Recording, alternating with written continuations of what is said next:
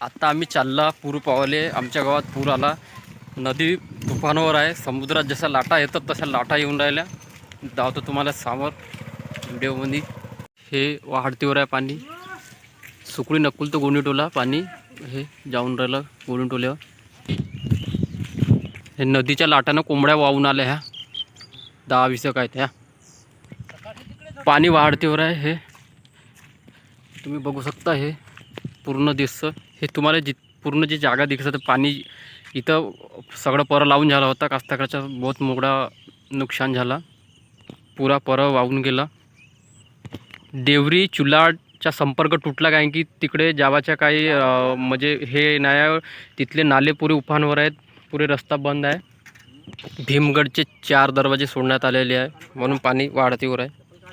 सुकडी नक्कुल तर चुलाट रस्त्यावर आहे. हा झाडपा दूर